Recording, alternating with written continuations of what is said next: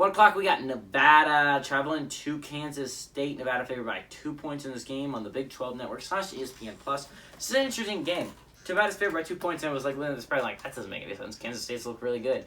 And then I saw the news, and I'm like, oh no, Skylar Thompson's out. Why? Why, dude? Oh, you get hurt every year, and it sucks so much for watching Kansas State football because you're watching and you're like, man, this team is really good. They're quite possibly a playoff team. I mean, I understand that a lot of people think that's an exaggeration. You go back and you watch Kansas State against Oklahoma. When they're healthy, they are a top-tier team. But the fact is, Skylar Thompson can never stay healthy. And it hurts so much trying to watch these Kansas State Wildcats.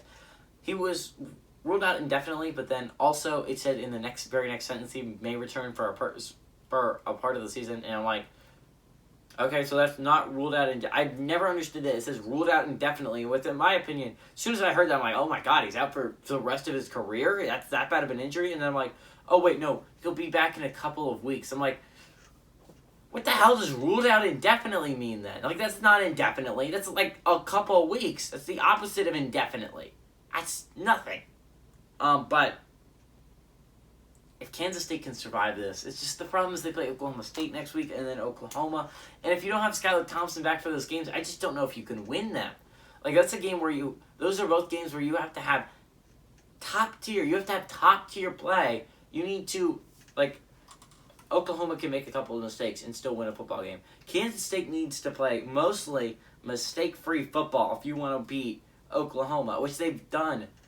Under Chris Kyman, they're 2-0, and the fact is, but a lot of that was because of Skylar Thompson and his ability to play the quarterback position and his tough running and his ability to hit Deuce Vaughn and his ability to hit Malik Knowles. So much relies on Skylar Thompson on this offense, and I just don't know. Nevada has a very good quarterback, Charlie Strong. He's a guy that I've seen rise up the mock draft board, see him going as high as number 1 or number 2. That's insane to me, but I told you there's always a guy like that where he's like in none of the mock drafts before the season starts, and then suddenly he is top 5.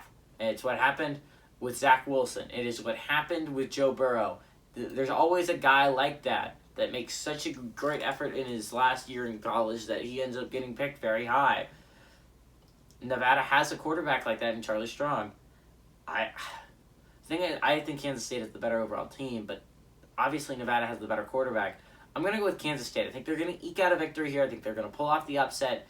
They're going to eke it out. And then Oklahoma State next week is going to be a challenge if you want to really beat them. But anyways, give me Kansas State here to pull off the upset.